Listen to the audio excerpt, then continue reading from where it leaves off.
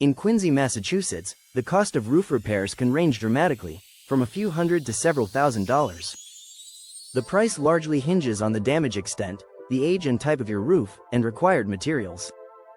Asphalt shingles can cost between $300 to $1,000 to repair, while metal roofs may reach up to $2,000. Understanding these key factors can empower you to make informed decisions about roof maintenance and repairs. Size matters. Larger roofs require more materials and labor, thus increasing overall repair costs significantly. It's essential to consider simple versus complex repairs. Minor fixes will naturally cost less than major work.